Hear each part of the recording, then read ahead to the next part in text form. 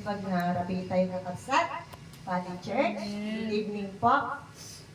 Palakpakan nga po natin ang ating Panginoon Diyos. Amen. Masarap pong magpuri sa Panginoon. Amen po. Amen. Hallelujah. Nabasa ko kanina yung ating scriptural verses na matatagpuan sa Hebrews 10, verses 12, 13, and 14. Dito makikita natin na God is so good. Amen? Alam niyo po ba na God is so good? Amen. Amen po. Bakit? Paano natin nasabi na God is so good? Before our mensahe. Ilang beses po ninyong nasasabi na God, you are so good every day.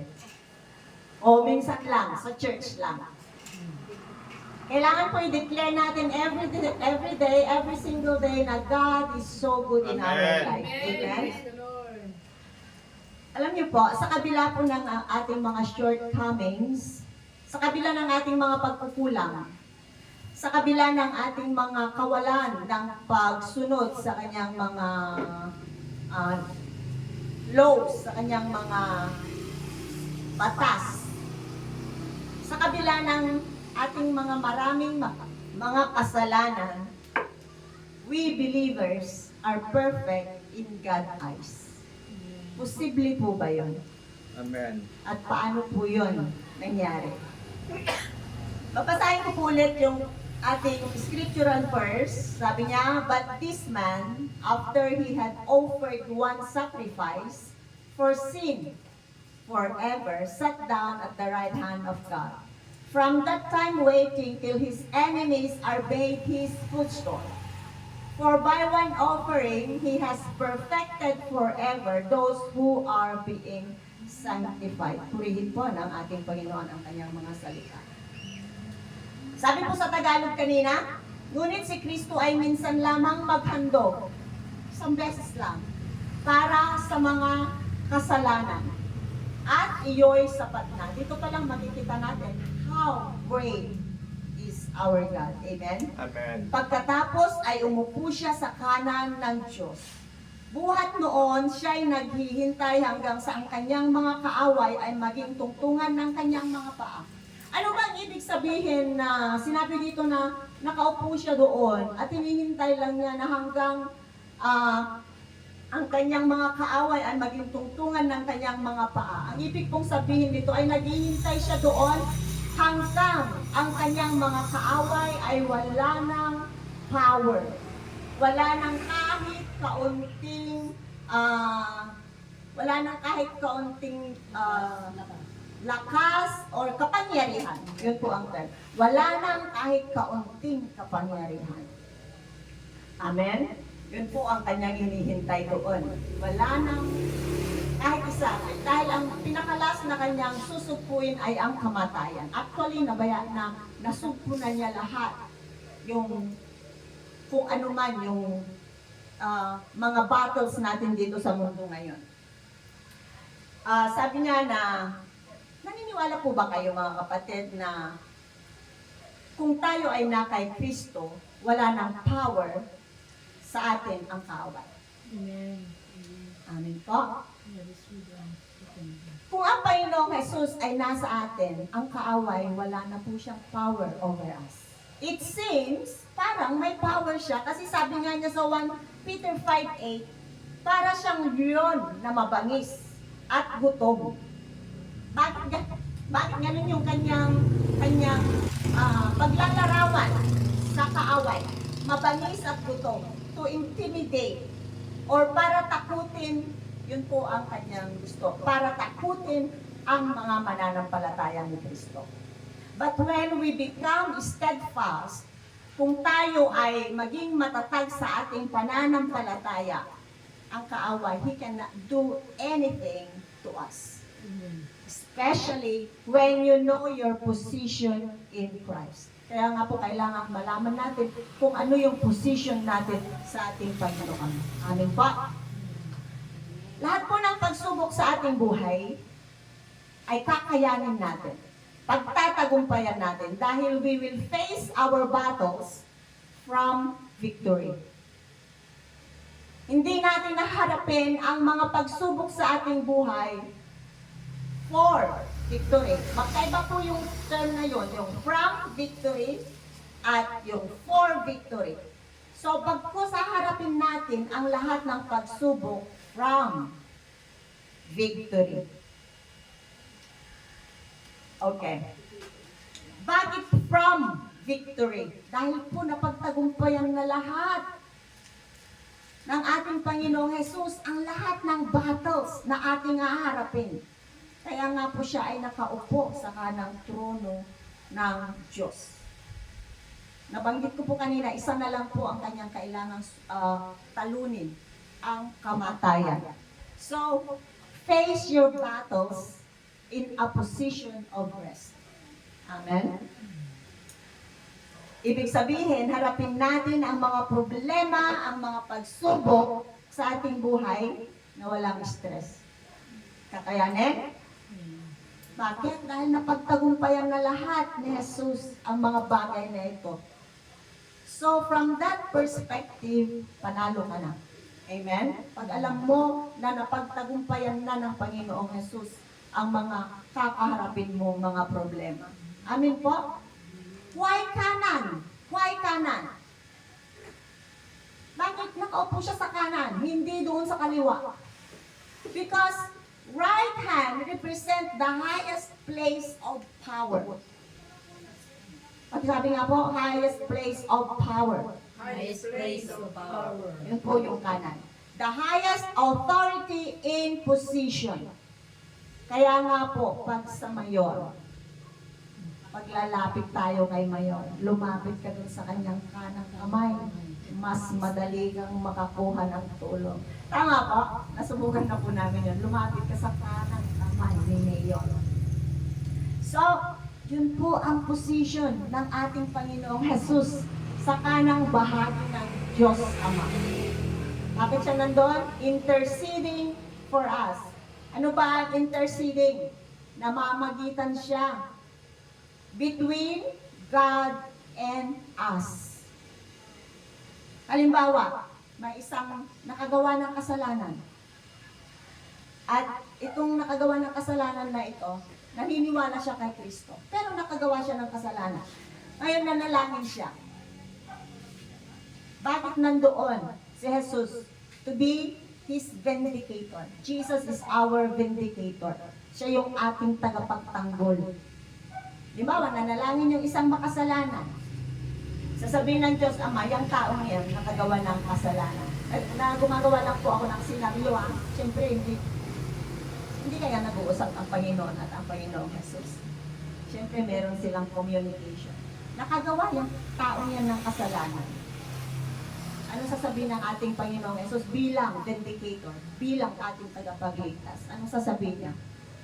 Tama, Ama, nakagawa yung taong yan ng kasalanan. But, He was cleansed with my precious holy blood. Amen? Amen. Tandaan po natin, ang Panginoong Jesus, siya ang ating lawyer. Ipagtatanggol ka niya. Kasi lawyer mo siya eh. So, nalinis na siya ng ating banal na dugo.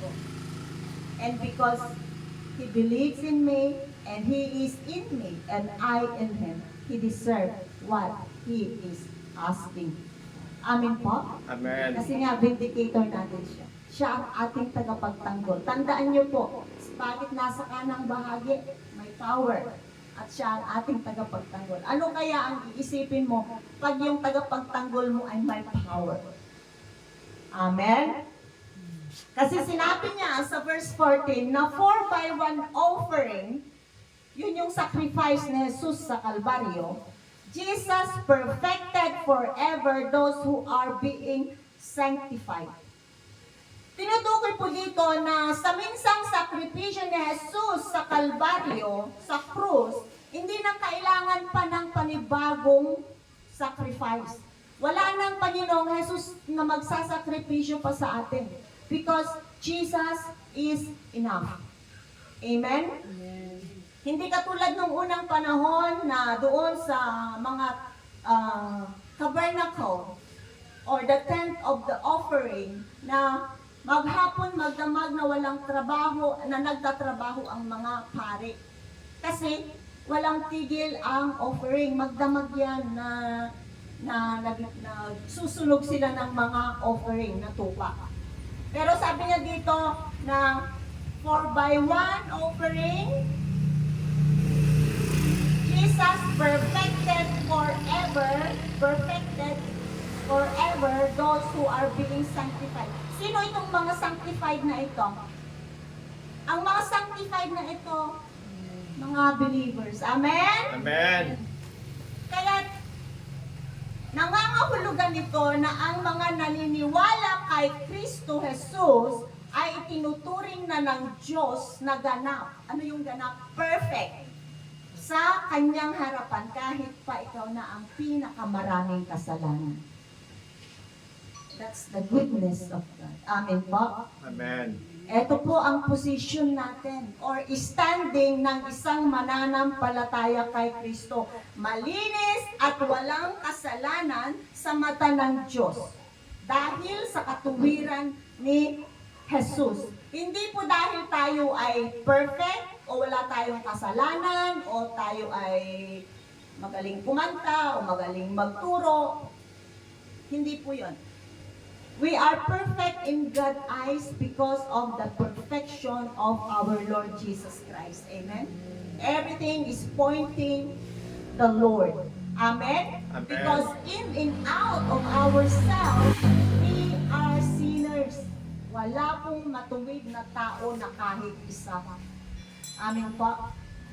Sa kalooban natin, sa panlabas natin, we sin. So, only Jesus can make us perfect. Amen po? Amen. So, kahit po tayo na ang pinakamarumi at pinakamasama, but because of Jesus' sacrifice, we are perfected forever. Why? Because you believe on the Lord Jesus Christ. Amen? Amen. At bilang mananampalataya kay Kristo Jesus, ang ating posisyon na perpekto kay Jesus, hindi po yan overnight. May proseso po yan ng pagbabago. Yun po yung sanctification or being set apart. The Holy Spirit is slowly, step by step, changes us to become like Jesus. Hindi po yan nabautis mo ang katatan, bigat dapat ang kagbasbaso. Actually, Christian does not want to sin. Kaya nga po, very conscious tayo kung basol sa atin. But actually, we shouldn't be so conscious about sin. We should be conscious about Jesus. Amen pa? So, yung Holy Spirit, yung banal na Espiritu, unti-unti niya tayong papalitan. Papalitan tayo ng Holy Spirit. Hindi tayo magpapalit sa ating kalooban, kundi ang banal na Espiritu gradually changes us to become like Jesus. Unti-unti, aalisin niya yung pagnanasa ng isang mananampalataya sa kasalanan. Amen po.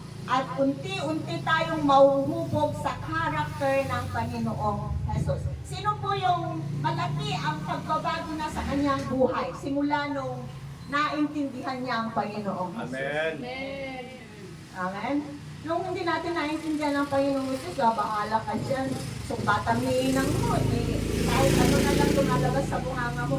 But when you understand, when you love Jesus, nung nakilala mo ang Panginoong Jesus, hindi ka naman nagbago eh. Ang Holy Spirit ang unti-unting nagbabago sa iyo. Tapos ngayon, ayaw mo nang magsalita ng masama. Wala na yung flower na masama sa bunganga mo. Why? The Holy Spirit changes you. Amen? Ang proseso pong ito ay hindi nagaganap overnight, kundi panghabang buhay na proseso. Akala nyo ha? Ano lang? Ito pala, panghabang buhay na proseso ang pagiging banal. Amen? Ang pagiging banal po ay hindi lang 2, 3, 4, 5, 6, 7, 8, 9, 10 years, 20 years, 30 years. Hindi po. But as long as we are breathing, Ang Espiritu Santo mismo ang nagpapabago sa puso natin. Siya ang magtuturo ng katotohanan at magbibigay ng lakas ng loob sa atin upang talikuran natin ang kasalanan. Amen po? Amen. Ano po ba ang part natin? As a believer, what is our part? Our part is to cooperate. Amen? Cooperate with the Holy Spirit through, paano tayo magkikipag-cooperate sa Holy Spirit? Praying, reading the Word, listening the Word, worshiping the Lord. And the most important, obedience. Amen? Because without obedience, everything is nothing. Ang pag-worship natin dito, ang pagturo natin ng salita, ang paggawa natin ng mabuti, wala pong kwenta yan kung hindi natin sinusunod ang kanyang mga kautosan. Amin po?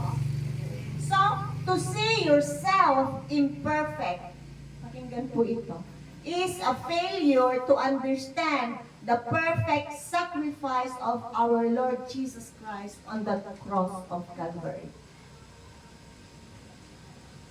Because His crucifixion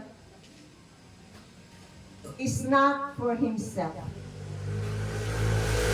Hindi siya napako sa cross para sa kanyang sarili. He was crucified to pay for the sins of the human race. At kasama po tayo doon. Amen? Ano pong sabi sa verse 14? For by one offering, He had perfected forever them that are being sanctified. Ano ba ang sanctified? Set apart. Sino yung mga sanctified? Sino yung mga set apart? Believers of Jesus, the followers of Jesus. So when you believe on the Lord Jesus Christ, ibig sabihin you are set apart. Amen? Amen. Ito ang mundo. Maraming tao. When the Lord sees you, na naniniwala ka sa Kanya, na nananampalataya ka sa Kanya, He will take you and put you in a different position. Hindi ka na makamundo. Nandito ka. You are being set apart. At ano pa ba ang set apart? That is being holy. Pag sabi ka sa sarili, I am holy. I am holy. Amen. Okay. Holy means when you are being set apart. Bibigyan ko po kayo ng isang verse. Sabi nga dito na sa Genesis 2, verse 2 and 3, by the seventh day, God had finished the work He had been doing. Natapos ng Panginoon ang kanyang trabaho ng 6 na araw. At nung pangang 7 araw, hindi na siya nagtrabaho. This is the 7th day. At siya ay nagpahinga dahil tapos na nga lahat yung kanyang trabaho. Hindi dahil pagod siya, kundi tapos na niya ang kanyang trabaho. Everything is finished.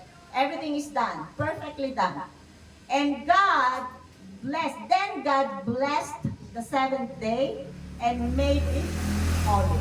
He set it apart. The 7th day, He set it apart and made it holy. So when you are sanctified, when you are set apart, that is being a holy in God. Amen po? Amen. Kaya ang Sunday natin is a holy day. Set apart. Kaya dapat naglalaan tayo talaga yung Sunday para sa Panginoon because that day is a holy day. Amen po? Amen. Okay. So, believers are not only perfect, kasi sinabi niya dito na for by one offering, He had perfected. Sino yon? Yung mga na-set apart. And we believers are not only perfect, but also we are holy. Pag sabi nga, I'm perfect and holy I'm perfect and holy in Christ Jesus. in Christ Jesus. Amen. Because of what Jesus has done on the cross of Calvary, we are sanctified, set apart, holy, and perfect. And also by the same offering of Jesus' death, He had been perfected us forever. Tayo po yun. Walang iba. Iba kundi tayo. It means that believers are perfect and holy in God's eyes despite of our imperfection. Amen? Sino po ang perfect sa atin? Sino po yung hindi nagkakasala? Sino po yung hindi nakakaisip ng mali?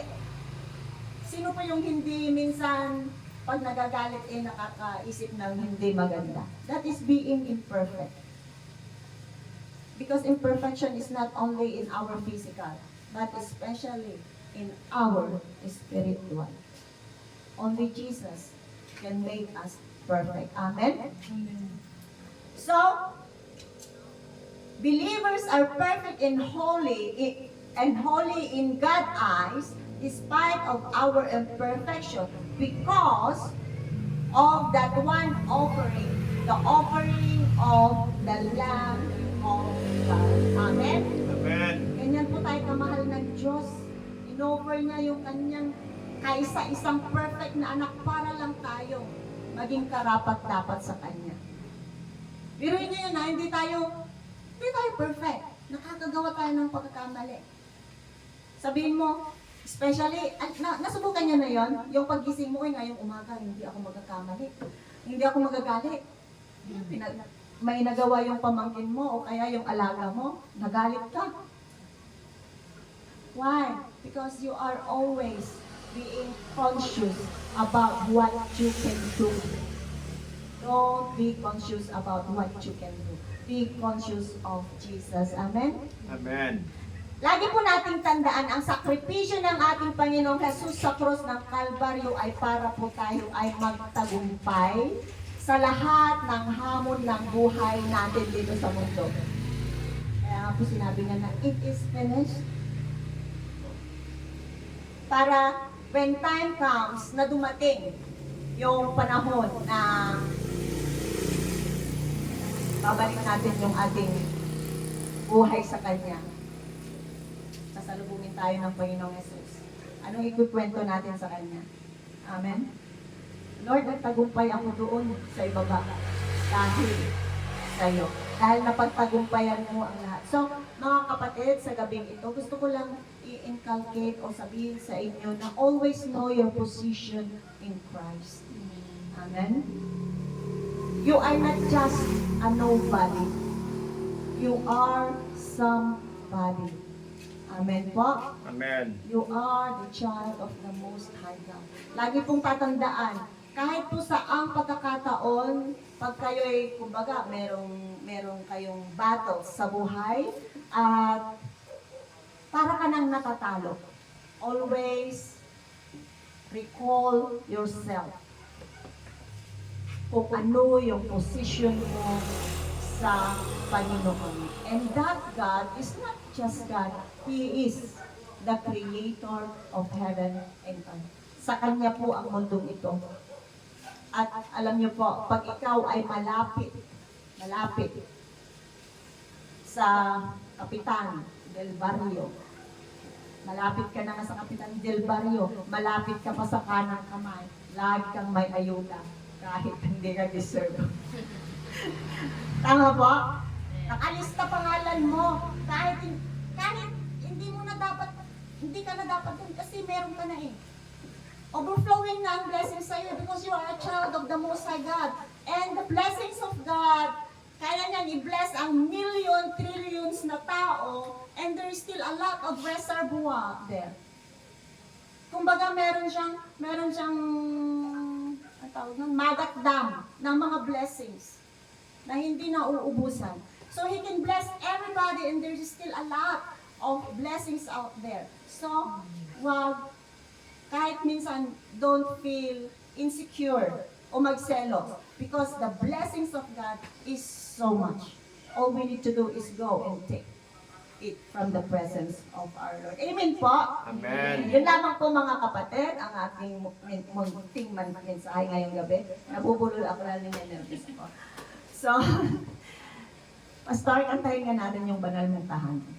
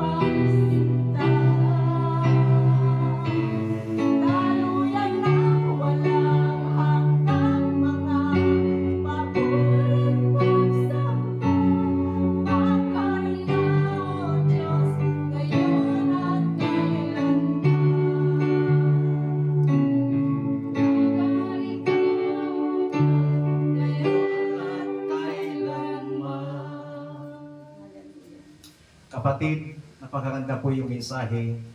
We are the child of the kings. Amen? Anak tayo ng hari. Anak tayo ng makapangyarihang Diyos. At ang kagandahan nun, ang sabi ng Biblia, makipagari tayong tumot, bigay ari. So, ang ibig sabihin nun, magiging hari din tayo. At ang pinakahari ng mga hari, walang iba kundi ang ating Panginoong Jesucristo. Kaya sabihin mo nga, I am a child of the King. Lagi po natin tandaan yan. Pag may problema ka, may pagsubok ka, always declare, I am a child of the King. Panginoon, maraming salamat sa iyong masalita. Salamat dahil pinaalala mo muli sa amin kung ano ang aming katayuan sa aming Panginoong Hesus. Kami po ay anak ng hari.